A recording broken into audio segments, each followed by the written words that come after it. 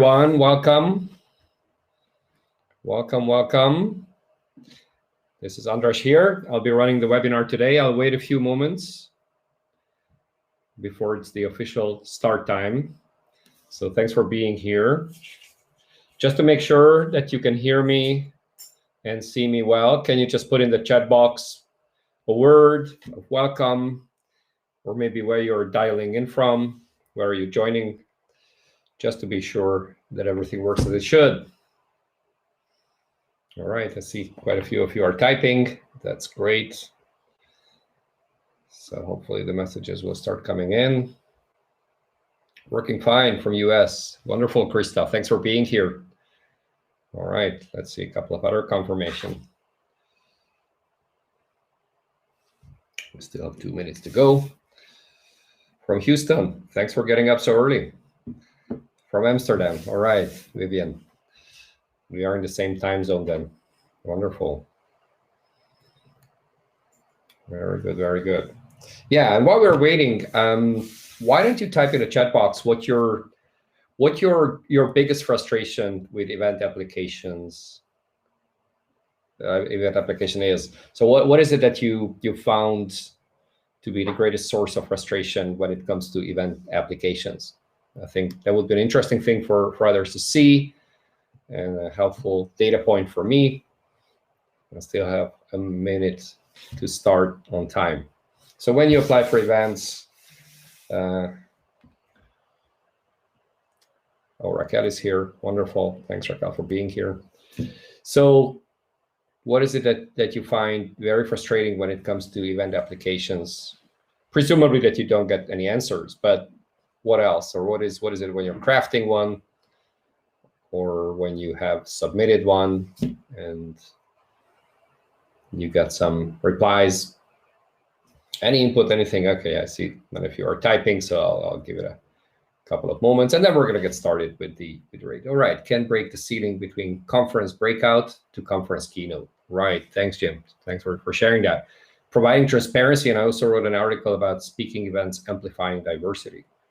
Right. Very interesting. Thank you, Vivian. What else?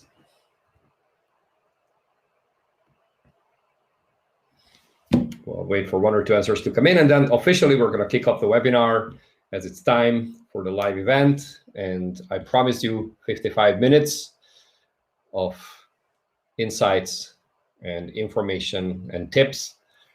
So I'll wait for those answers to come in. But in the meantime, so why don't I officially kick it off? So again, my name is Andras, and I'm the founder and CEO of SpeakerHub, which you certainly know since you signed up through the website and through our tools. And it came out of a frustration that I had as a speaker, and also as an event planner, where I often invited a lot of people, and it was always difficult to triangulate between YouTube and Google searches and LinkedIn and all other resources to find the right speaker, and also to promote myself as a speaker at event. So with that, I'm going to kick it off and get started. So we limited the number of attendees to 25, and that's most likely we're going to reach that. And that makes it a small and interactive group. So I very much encourage everyone to ask questions in the chat box. I'll try to answer most of the questions that I can. Whatever I might not have time or the attention to answer at the live event, I'll try to follow up in a memo or in a direct email or some other shape or form. So just a word about our platform, as many of you might know. So it's really about connecting speakers with event organizers, and we're trying to cater to both sides. We want to be helpful to the event planners, and we want to be very helpful to you as speakers, trying to identify opportunities that you can apply for, and also make you a better speaker, and by extension, a more successful public speaker. So that's really the idea. And then we have a sort of a parallel or another business line, which is more B2B, where we license our engine and we license our software to companies and associations to empower or power their speaker directory and help their staff or members or associates to be found as speakers in-house or for external organizers. So if that's of interest, let me know. Happy to discuss that further. And in terms of what we offer, many of you would know our podcast, the one that's hosted by Ryan Foland. It's the World of Speakers. If you have not checked it out, do so. We've done a couple of other extra episodes since this infographic was made. So we've passed the 100 episode mark. And then we have Skill Camp, which is on the website. So if you haven't checked it out, then do so. You have a lot of interesting and helpful articles about the business of speaking, about the methods of how to be a better speaker, and some of the things that I mentioned here would have some points or some articles listed there. And thanks, Raquel, for the link. So you can find the link directly there. Do not go away. Don't click on it now. Stay here at the live event. So with that, if you can submit yourself as a speaker for the podcast, yes, send us a message and we will try our best to accommodate that. So with that, I'll go on. And so there's a housekeeping. As I said, this is recorded. The recording will be made available and the slides will be made available afterwards. And the live Q&A, I'm happy to answer questions. But if you are watching this as a recording and you have questions, feel free to reach out and I'll try to answer that or someone from our team.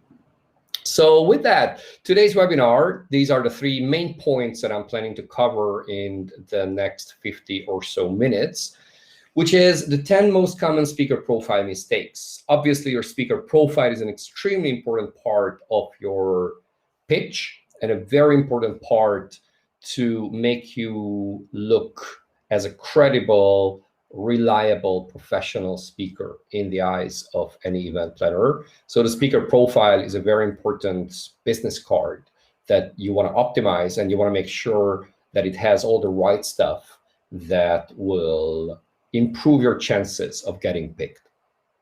Now, the second one is what event organizers are looking for and how to reverse engineer it. And again, this is not rocket science, but it's hopefully of value to you, that you'll be able to understand or the kind of thought process that event organizers go through, and then you can reverse engineer it and use it to your benefit to make sure that you match what the event planners really are looking for.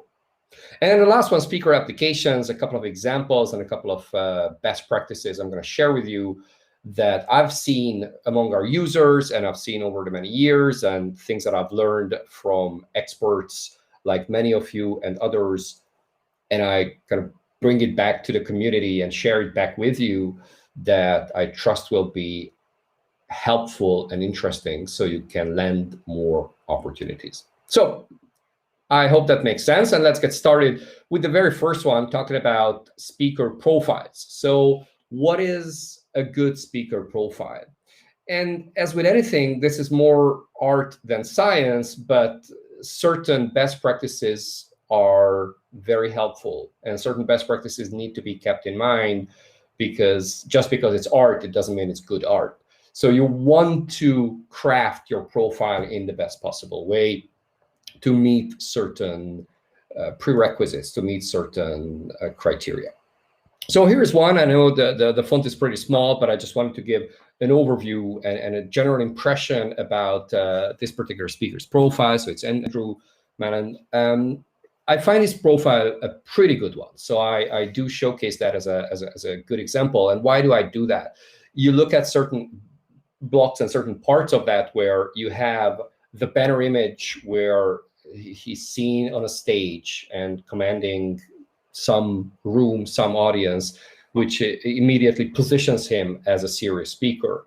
And some speakers, and some of you may have this kind of banner image in a different way. Maybe you have a big statement or some tagline or some sort of message about your main topics that you speak about. So that's more of a pitch on what you talk about than positioning you as a speaker. I'm personally, and this might be pretty subjective, but I personally prefer positioning the speaker as a speaker in that banner, because that already gives an impression to the event planner of where you want to be seen. And I think someone mentioned here transitioning from a workshop facilitator to the main stage, to being a keynote. This is a tiny little part on that path where you want to be seen as a keynote speaker and not as a workshop facilitator, or perhaps you want to be seen as a keynote speaker and from that comes a workshop and not the other way around.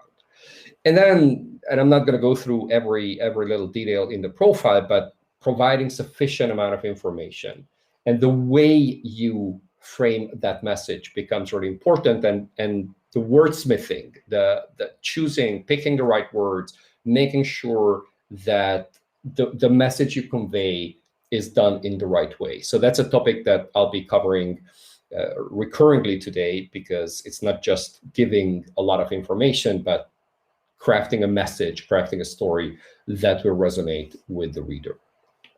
Very important part that you see here, a couple of multimedia or videos and photos, which again reinforce your position as a speaker, and it builds trust in the event organizer's eyes, where they see, okay, you're not just claiming something, but you actually are proving that. And then having the topic list and more specific information. And again, in terms of credibility about your articles, or if you have a book, and then keywords to be findable. So let's go through actually 10 points. I call them 10 mistakes. I could frame that in a more positive light, and I could say, 10 things to keep in mind, but perhaps it's more catchy or more BuzzFeedy to say what to avoid. So the 10 most common speaker profile mistakes and how to avoid them.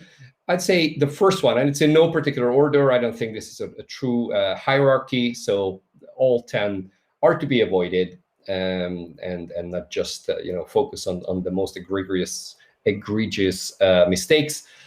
But the first one is really choosing the wrong profile photo. Some speakers may not have a professional photo, or it might be a cropped picture from some vacation, or they're not looking at the camera, or it doesn't give any message. And some speakers pay a lot of attention to their profile photo, because that already gives a certain impression. Certainly, there are a lot of bias that goes into that impression. But at the same time, you might want to create a certain feeling, a certain idea around that. Are you dressed business casual? Are you wearing sunglasses? Or maybe you're just looking up and even your hands are visible, and there's this strong energy that comes from that picture. Maybe there's a frame or some circle around it with a unique color. Maybe you're wearing glasses, which are, again, that make you stand out. All of these convey a certain impression. So just being very conscious about that particular photo is an important part. And then the next one is having a meaningless tag or headline. So to say consultant, or to say keynote speaker. And yeah, that's not bad. Perhaps keynote speaker is better than consultant, especially in the speaking space. But it doesn't say much. So you might want to add something more to it as to what are you a keynote speaker on. Or to say, if you have a tag, so to say, listen to my talk and get inspired. Yeah, I mean, it's pretty meaningless. And there could be a couple dozen other speakers who may have that exact same tagline or sort of headline. So think about that very carefully. And that's a very difficult exercise. The reason is, it's just there aren't many words, especially on our platform in SpeakerHub. There's a limitation as to how many letters or how many words you can put in there, and that's limited on purpose.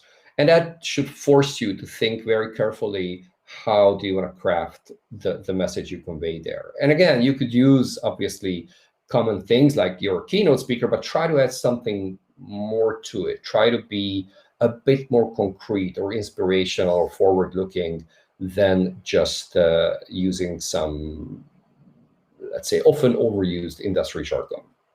Number 3, treating your bio as a resume. And I hope that this brings you a bit of interesting perspective, or something may not have heard on other podcasts or webinars or similar presentations to the one I'm doing right now.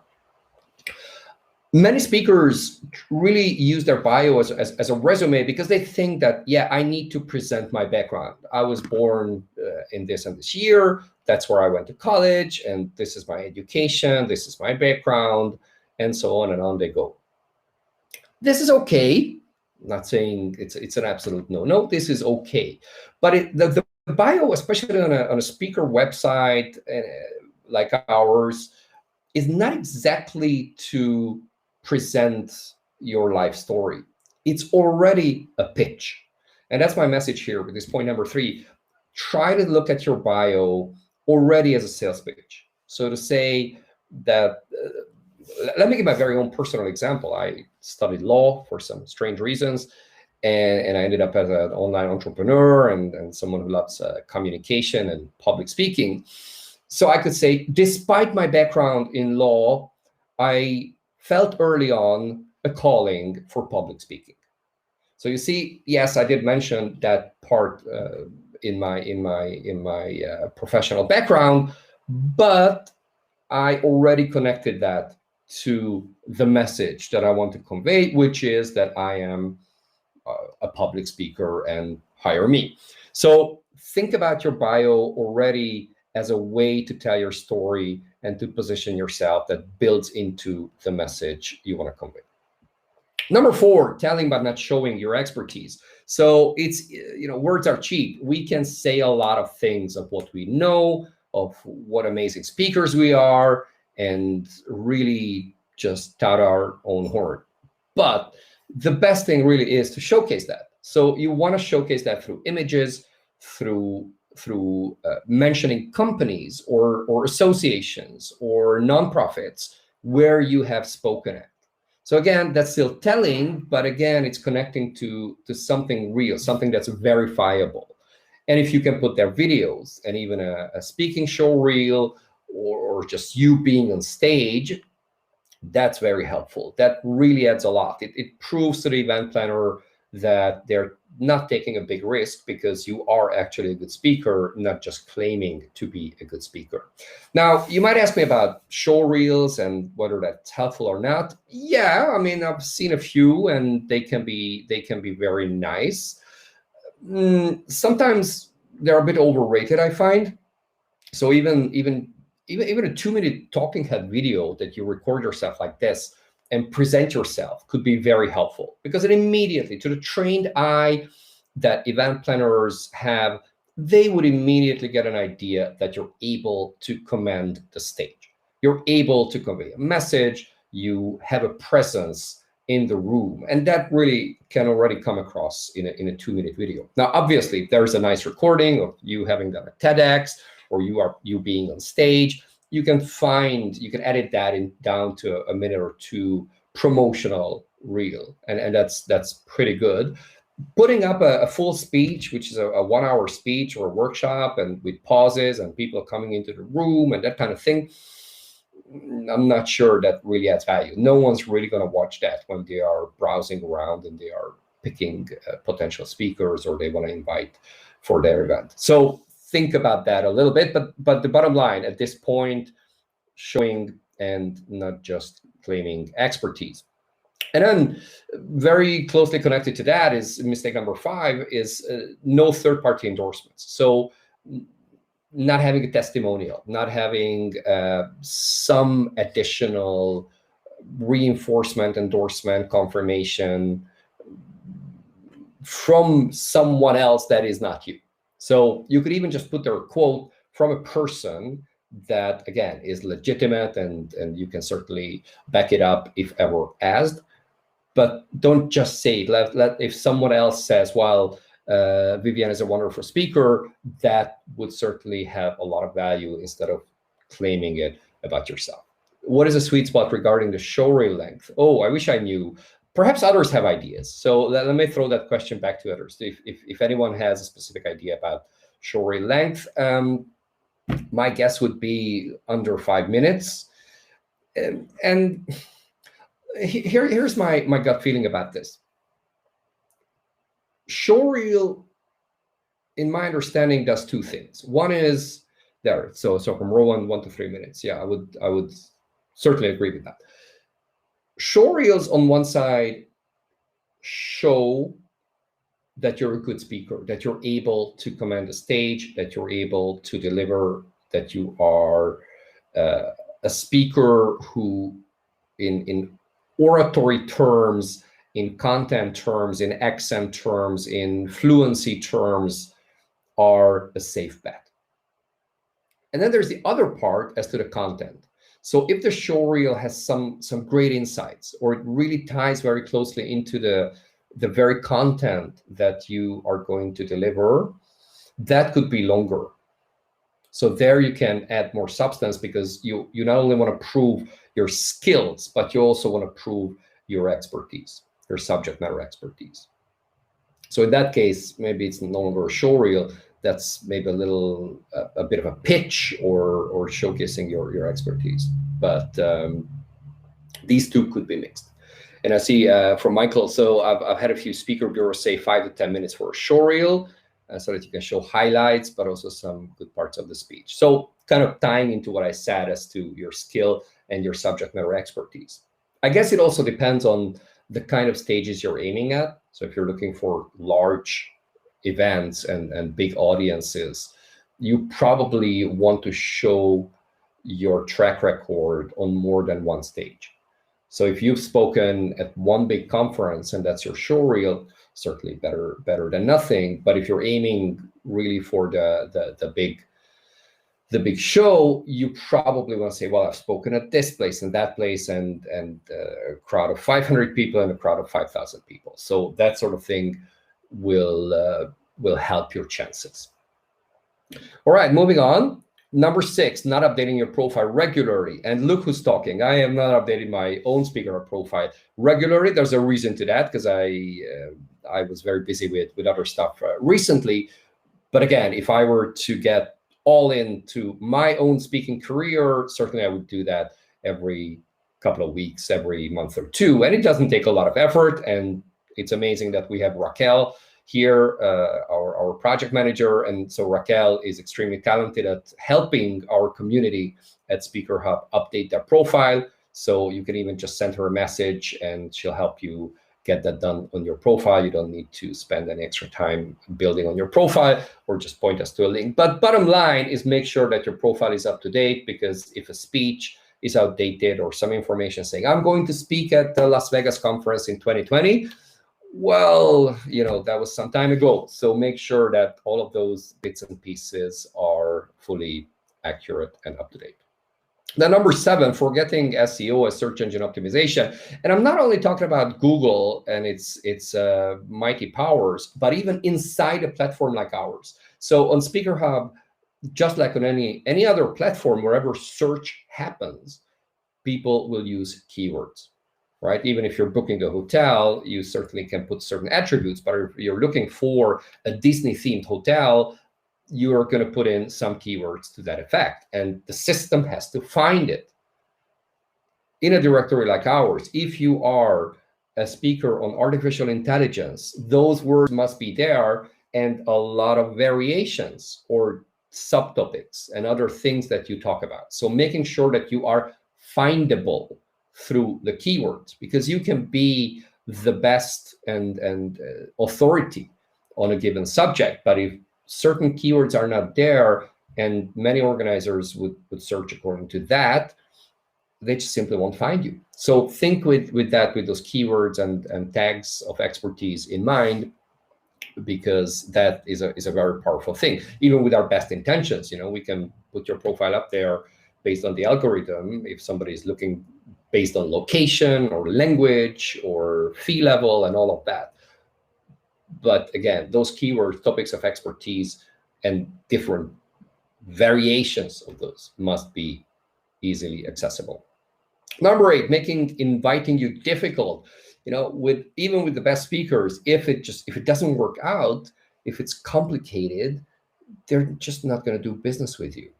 Now, in a post-COVID time, when some events are happening online and there are webinars, sometimes it's or increasingly, again, luckily, it's in person. But if it's difficult because you need a visa to travel to a country, if it's complicated for you to arrange a travel because of the distance, or perhaps the event is taking place somewhere where it's hard to reach, or just simply because you just bargain or you want a special agreement, a special contract with terms which are a bit out of the ordinary. So those kind of things that can make it difficult. So those mundane logistical and cooperation terms, they just need to work out. So think about those that, yeah, I'm the perfect speaker for that event, but if it's difficult to actually get you there, it may be a pass.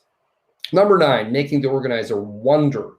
And this, again, it ties back to the communication bit, where if an organizer just starts wondering about something, they get a little confused, they get a little uncertain about something that you put in your profile, they might just not invite you. Now, here's what I mean. So if you claim that you got a certification in, like, let's say you've got a Toastmaster, you did a Toastmaster program, and you are, and I don't know the ranks or the whatever qualifications there are, but let's say you're a professional public speaker thanks to a Toastmaster course. And then someplace else, you put a video where it doesn't really show that level of expertise or that level of fluency. And then there seems to be a mismatch between what this person claims and what I'm seeing in the video. And it may not lead to rejection, but it does make them wonder. Or you claim something that you worked at company X, and someplace else you say, during that period I was doing volunteering in Southeast Asia. And I say, there seems to be some mismatch. And maybe it's just a typo because you put the year in the wrong field, or you mixed up something by chance. But then again, they start wondering. And if the minute they start wondering, it creates a bit of doubt, and that doubt leads to lessened credibility, which can ultimately mean they're not going to invite you, or they might invite someone with whom they do not wonder. So this kind of making them wonder, I know it's a pretty broad thing, but it's the consistency, it's the integrity of your profile, where it's okay, it seems to be a solid message where whatever you say there is very consistent all throughout. And then number 10 is not selling what the organizers are buying. And I probably should have put that in air quotes, what they're buying, but well, ultimately they are buying your services, even if they often may not pay, but they want you to address their audience, and then who knows what that's going to bring down the line. So not selling what they're buying is really matching what the market needs are and what you're selling. And there could be great demand for leadership presentations, but there could be a gigantic amount or a huge amount of speakers who are selling that kind of thing. So then in that case, it's the uniqueness. But then again, finding that match of what exactly they're looking for and what you're selling. And many speakers do the mistake that there's a conference, or actually no matter what the conference topic is, no matter what the specific segment or section that they are looking for a speaker for is, they pitch the same thing because that's what they know. And in most cases, even if you have one standard, or let's say 3 main presentations, you can adapt that, just slightly changing 1 or 2 elements, and then it's going to be much more relevant to them. So keeping that relevance in mind. So even if you're not going to learn an entirely new topic and be an expert on that and pitch that to event planners, but what you know can be with very tiny little changes adapted to that particular need. So hopefully this is helpful. And I trust that by paying attention to these mistakes and making sure that you avoid them and fix them, your profile and your speaker persona becomes more robust and more convincing.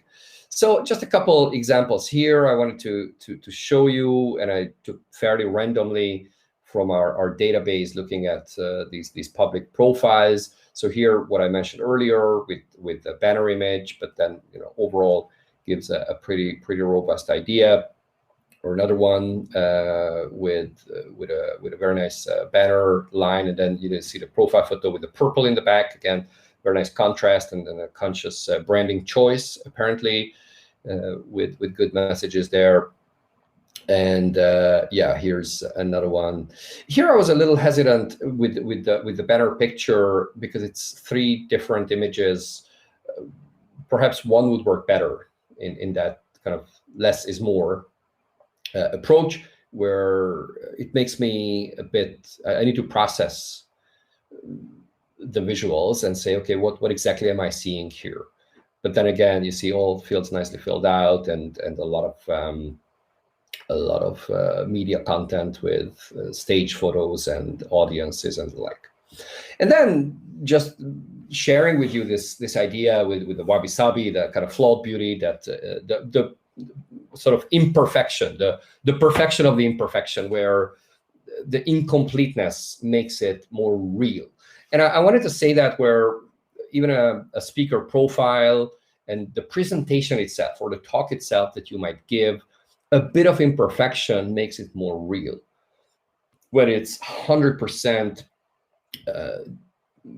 done according to, let's say, industry standards, actually that might backfire. Now, obviously not too much imperfection, and if half of this plate was missing, we probably wouldn't call that a good example for wabi-sabi, but a bit of flaw, a bit of, let's say, humanity, of being a bit real, actually adds value in a speaker profile as well. Any questions, any comments while I take a sip and before I go on to our next part? All right, so far so good. Feel free to put comments, questions, or anything in the chat box. I'll be happy to look at it. And right, I can see about with LinkedIn. Yeah, Vivian, we can actually put that on your profile from LinkedIn directly. So just send us an email, and we can load that into the profile without directly asking those individuals. So going back to the next section. What event organizers are looking for? Well, some pretty commonsensical stuff. The first one, and it might be, you can call that selfish, you can call it real, you can call it that's the way the world works, is they want to look good. They want to look good in front of their boss by inviting the right speaker. They want to be helpful to their audience. They want to make sure that in front of the audience, the speaker that they bring in, meaning you, will offer great value, a great experience, a great insight, so they will like the event, and ultimately that has a positive impact on the organizer. And then certainly drawing delegates and spread the word that this was a great event, and this was a very, very positive experience. So again, this is their job description, to look good in the sense that they want to bring value to the boss, to the audience, and to themselves ultimately. So that is an important thing to bear in mind. That's their number one priority. Now, when they are looking to achieve this objective, here's how they might think about it. So they want to have a full picture. They want to know what exactly your talk is going to cover. They want to know exactly how much you're going to charge for them, or if you don't charge, discuss the costs or the logistics, or what is it going to do.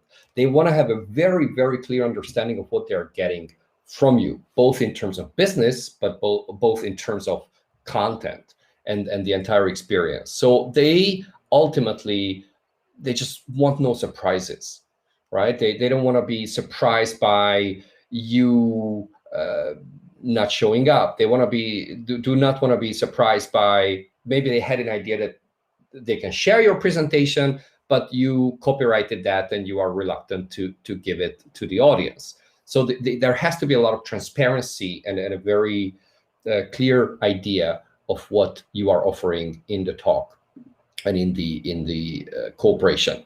And then as a part of that, they want to find a professional partner in you as a speaker, or as an event facilitator, or as a moderator, or as a workshop trainer.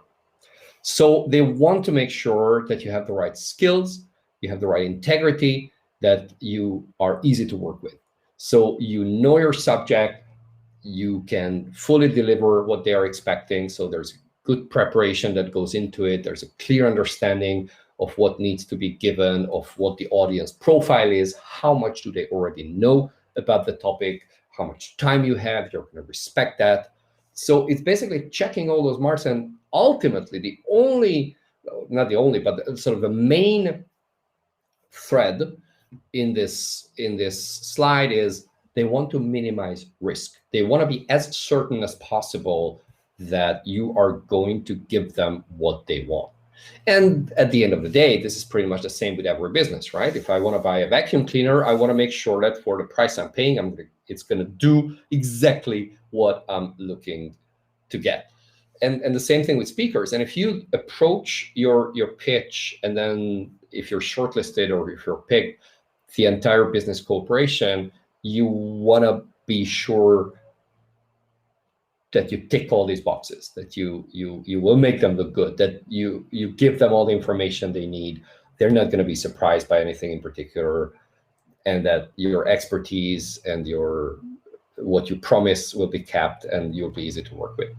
So again, it's not rocket science, but it's perhaps helpful to bear that in mind and have it right in front of you when you are applying for an event and you are looking to get picked, that these are the things that run on the minds of event planners.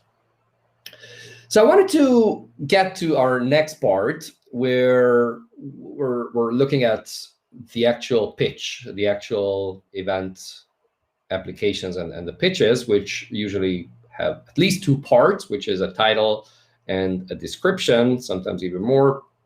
But I wanted to actually ask you and give you a couple of examples of what you think about this. And we picked it from various events, keep that anonymous of who posted that and to which event, obviously. But as an example, this could be helpful in sharing some learning and getting some ideas out of that. So let me throw that question to everyone at the live call. What do you think about this title? So be courageous enough to pursue your dream. Let's hear some feedback. Type away in the chat box. Let's see if you like it, you don't like it. I'm crowdsourcing this event pitch. Actually, that would be a nice feature on the website. Like, you put your event pitch, you ask your peers what they think about it anonymously, and then they give you ideas how to make it better. Well, if you like my idea, let me know. But anyways, nice but a bit vague. It sparks curiosity, too generic. All right, what else? Any other? Like it? Okay, interesting. I like the peer evaluated pitch idea. All right, thanks, Darren. We'll think about that. Who's the audience? Yeah, unfortunately, I didn't know who exactly the audience for this event was, but yeah, there's a lot of there pursuing your dream. So I think, yeah, it's a kind of mediocre, at least to me, and with the caveat that this is highly subjective, it's a little vague to me. So being a courageous pursue a dream, but yeah, what dream? What? And for a talk, is it a motivational talk, or is it something more than that? Because if it's perhaps for a high school graduation ceremony, probably pretty good one. But if it's a corporate event, yeah, that it probably wouldn't fit the bill. So certainly a lot depends on what kind of audience this is meant to be delivered to. But I do find it also a bit vague, a bit too broad. All right, next one. All right, what do you think of this one? Industry in the metaverse. And I think it was a corporate event. So it's a corporate event, industry in the metaverse. Yeah, which industry? Confusing. What else? Need more information, says Aaron. All right, Laura says, what's the benefit? What about it? Exactly. So it probably raises more questions than it answers, which may not be a bad thing if it were kind of sparking curiosity, but it doesn't, right? It's more on the confusing end of the spectrum rather than triggering curiosity, right? So which industry, metaverse, yeah, it's a buzzword these days, but then what is industry? Like the future of industry in the metaverse would already be more specific, right? Like here's how industry is going to change because of this innovation, right? That would already add something to it. But just simply saying industry in the metaverse is like, you know, a fly in a soup. Even that would be more curiosity inducing. Right, thanks for the feedback, wonderful. And here's the last one of my sampling example. So what do you think of this title? Influencer marketing, how to make social matter when you're not a Kardashian. All right, funny and direct. I like this one best. Pretty clear, catchy indeed. So I was very happy when I came across that because this is really good. I think this is really good. Now, here's one trick I wanted to share with you.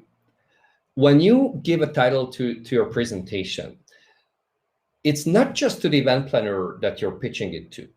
It's also, think about the title you're giving as if it were already copy pasted into the event agenda, right? Like, would you want to attend an event where one of the sessions was called exactly like this? And I think, yes, I would want to attend this kind of session. So it's not just to the event planner, but the title, if it's a really good one, then it can go directly into the event agenda. So that's so I think this is a pretty good one because Kardashian, well-known brand, for lack of a better term, social, so social media and social channels. So that's fairly concrete. Then influencer, so again, play on words, influencer and marketing. So it has a lot of concrete elements and a cultural connection and a pretty specific value proposition to say how to do a certain thing. Good, thanks. I'm glad you also like this. And I wanted to just give you this. It's based on an article we written a couple of years ago, and I think it's pretty helpful, where you could take basically 7 approaches when you are crafting an event title, when you are thinking about the presentation title. So the first approach would be direct. So saying leadership that creates transformative impact. So that's a pretty clear thing. This is what I'm going to talk about. Straightforward, here is the topic that I'm going to cover. Another approach could be a teaser, right? Like being a legendary leader doesn't happen by accident. So there's a knowledge gap, there's a curiosity gap where you say, okay, here's where I want to get to. It doesn't happen by accident, and you need me, the subject matter expert, the speaker, to tell you how to do this. Right? So it's like a teaser would, sparks curiosity, and hopefully you're the one to fill that gap. Number 3, and this was the influencer example we've seen, the how to. So how to be an impactful leader in your community. Meaning there's a very specific talk that I'm going to give.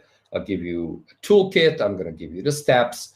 And this is a very common one, certainly. But then again, this needs to be examined in light of what the event is looking for, what kind of event we're talking about, and what is the audience looking for. Number 4, you could say a list. So 3 ways to be an impactful leader.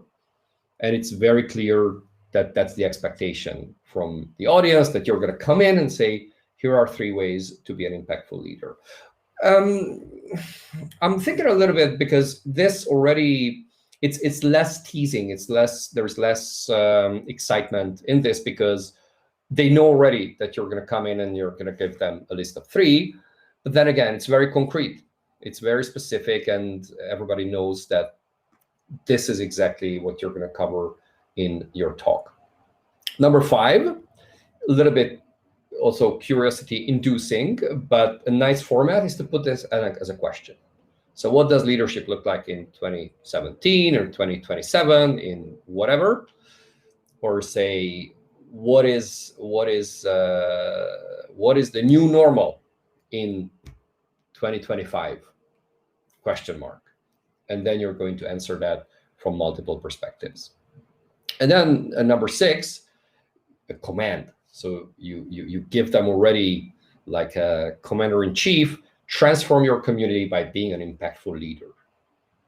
And this is an interesting way to do that because it puts you in a position of authority, because who would command? Someone in a position of authority, or at least someone who is a leader already, a thought leader at minimum.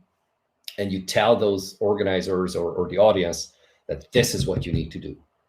And they say, okay, now tell us how we need to do that. So this is a bit, I wouldn't call that edgy, but perhaps a bit courageous, a bit brave approach.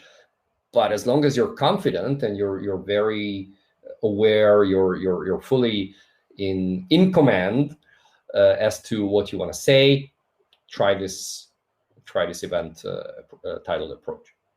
I don't know, the 17 is 2017 or whatever date we want to put there. Communities change views on leadership. So to say 2022, inflation on the rise across the globe. Okay, and it's a bit like news of the day, but if they want to talk about or want you to talk about something current, something relevant, more of an analysis, not so much on the motivational end of the spectrum, but more of an insight and analysis, then this could be an interesting approach. So you have all these 7, and then as a final bit, I have a couple of pitches that I wanted to share with you. And again, have your take, give my comments, and then see what works and what may not, staying within our 55-minute benchmark. With the slides will be shared. Yes, the slides will be shared with all of you on the call. So this will be available. So what do you think about this pitch? I'm not going to read it out, but I'll let you browse it while I take a sip and tell us. And again, it's not just good or bad. There could be some parts which work well and others which may not. So try to spot strong and weak points. I like it maybe a bit too long. From there on, Amanda is okay with it. So here are some things I highlighted. So for instance, saying your industry is a nice touch because it makes that connect with the organizer. You could even say very specifically with what that industry is, and you look it up, or you know who the audience is. I see from Laura then says what smart professionals do, then shares how they can learn to be smart professional. Right. And then professionals who that quickly can seize new opportunities, manage their careers. Now, my criticism or my issue with this is that it's a bit too vague for my taste. So it's a bit too broad to say professionals. I mean, who's a professional? Everybody in the service sector would fall into that category. And adapt quickly, can seize new opportunities in his career. It's just too vague. It's too broad. What do you mean seize new opportunities, manage careers? Or they could say professionals who adapt quickly can triple their revenue and fast track their careers in half the time than those who are slow to adapt. Something along those lines, like bring in something, some metric, some number, some reference points, some good metaphor, something like that. And again, various models. We'll introduce various models. You could say 3 models, or you could introduce the so-called matrix model for understanding professional organizational change. So that gives a bit more weight to it because it uses a bit of some terminology, some reference, even if the organizer doesn't know what that is, but it just gives it more gravitas. All right. Thank you for the feedback. Next one. What do you think of this pitch? Yeah, so I'll let you read that. Wait a couple seconds and then give you my take.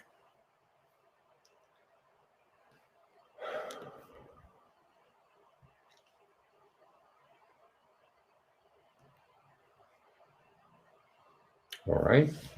Amanda, you seem to be a fast reader. Yeah. You're quick to provide feedback. Thank you. So let's see what other views are out there. Yes. Very good. Can be tweaked a little shorter. Great, but could be better if included. Why this with tools, delivering on what promising. Yeah, a little wide, a bit more direct. Indeed. So a couple of points I would highlight. I like some of these terms, such as highly engaging, because already it shows that the speaker understands that the talk has to be engaging. There needs to be some buy-in and interaction, and immediately they convey that as a value, as part of the pitch. And then attendees will learn, and that's a pretty nice way of putting that. That you are focused on what the attendees are going to get out of it. It's not just, here is my wonderful presentation, and it's so entertaining, and it's so deep, and it's so engaging. But yeah, I want to look at what are they going to get out of that. And then tangible wellness tools, and everyone will leave. That's a nice one, right? It's not just everyone leaves with so and so, but everybody will leave. There's a certainty there. I'm certain that what I'm going to present brings that value. And then immediately, right? They're very actionable, very concrete. I know what I want. I know what I'm doing at this training, and this is the result that they're going to get. One point, which again I would take issue with, is it could be a little more specific. It could be a little more concrete to say, we'll also learn self-management strategies. You could say everyone will leave with tools that they can immediately, and that will impact their work-life balance within 2 weeks. Something along those lines. So I give an even more concrete image that what I'm giving you is going to change your life for the better within a set time frame. And again, no lawyers, I don't know if there are any lawyers here, obviously, but this is not a legal seminar, but it just occurs to me that if you make that kind of claim, you need to be able, you want to be sure that you can deliver on that, and you don't want to be sued or challenged that, hey, we did that, but they didn't get that within 2 weeks. So make sure that you deliver on your promises. What other comments? I'm just looking at the comments. I like the speaker's confidence, as they know that they will deliver that. All right, this gonna reluctance of audiences to engage. Okay, Darren, I see that you have some comments. I appreciate that. I'll read that carefully. I just don't want to take up too much of the time, but I see you have some helpful feedback and suggestions. Appreciate that. All right, so moving on and basically giving you a summary of all of that. When you are presenting, not presenting, but when you are drafting your event pitch, couple of things to bear in mind. Many of these we have seen so far. So make sure that you detail the problem that you're solving. So not just to be so self-focused or focused on your talk, but look at the problem that you are addressing. And here is how my talk is going to bring some solution or idea or motivation that they need. Even if you're a motivational speaker or leadership speaker, you still want to look at the problem you're solving. The problem could be demotivation. The problem could be that the audience or many members are just trying to find their way in a difficult situation. So that's the problem, is to orientate them, to get them to see things that they may not otherwise would have. Number two, being simple and concrete. And I partly took the title of this very webinar from my favorite book called Made to Stick. Those of you who have not read it, highly recommend it. It's a wonderful book, very, very good for communicators like yourselves. So Made to Stick, and they talk about 6 principles, and 2 of those are simplicity and being concrete.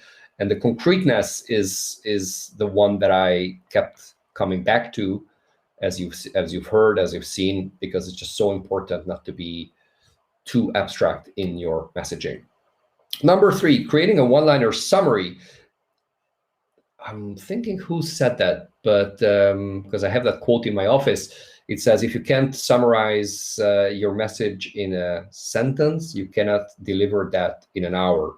Something along those lines. I'm not quoting word by word, but the bottom line is, if you can summarize in a one-liner, you probably will have hard time pitching it and probably have hard time being focused on the delivery. So try to really force yourself to give a very succinct and very to the point one-liner summary. And then what will the attendees get out of it? So what are they going to walk away with? And you want to say that in your event application already. You want to be sure that the event organizer, who ultimately will decide on your talk, has a very clear idea what the attendees are going to get out of it when they walk away or they click away.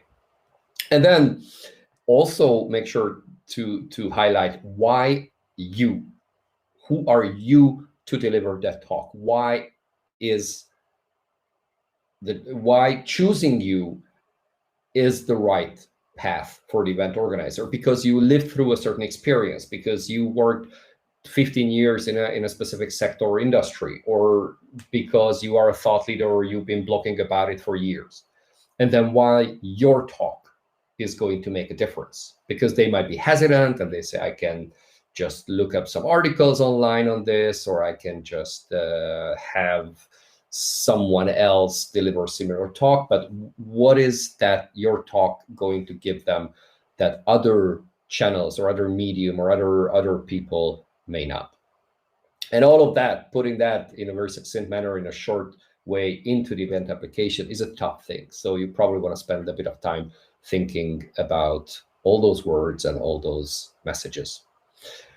So with 1 minute left, we have that time to discuss any of these points, or if you have any questions, any comments, any feedback, any other something that you want to share in the chat box, I'll be more than happy to listen. Make sure to connect with me on LinkedIn. You can easily find me. And if there is any follow-up question or any other comment, I'm more than happy to listen. And I see I can misspell SpeakerHub. SpeakerBub, not a bad name actually, but it's an H. It's SpeakerHub and SpeakerBub, where you can find me, but also on LinkedIn or just simply through the contact form. I'm very happy. If it's some suggestion about the platform or something that you think would add value to the platform itself, or specifically a webinar of this kind, then I'm very happy to hear that. And whether I'm going to be doing more of these webinars, I might. I'm sort of experimenting with this because it's a topic I'm pretty passionate about. And again, let me know your feedback, because if you found this helpful and interesting, let me know, because it gives also more motivation to me to think of other such initiatives, or maybe do a session once a month or something along those lines. And I see here's one final question before we close off the session. So when event organizers fill out the form, they don't tend to put a whole lot of information about their event. And what else? It just got scrolled up. Is there a way to get them to detail more events? Now, that's something, at least on our platform on SpeakerHub, when event organizers put up a call for speakers, we try to contact them if they didn't put enough information in. So we try to encourage them to make the event description more robust, because that obviously helps finding better applicants or more relevant applicants, and also for you as speakers to know what exactly they are looking for. Wonderful. I see there was one or two questions which got quickly scrolled up, but yes, when the motivation to speak section of application, maybe you feel less word is really more. Well, generally less is more, so you don't want to say too much there. But what's your motivation to speak? Again, focus on the audience. So why should the audience listen to you? Because they're going to be much better off afterwards, and you love sharing the insights and detailing the mistakes you've done, so others will be able to avoid those. So with that, thank you so much for everyone for being here at the live session from across the globe, literally. And it brings me great pleasure to know that this was helpful. Thank you so much. And do reach out to me and to the team if you have other ideas or maybe topics that you'd like me or others to speak about and to learn from. With that, have a nice rest of the day or evening, wherever you might be. and hopefully to be continued. And thanks to Raquel for helping put all of this together. See you, everyone.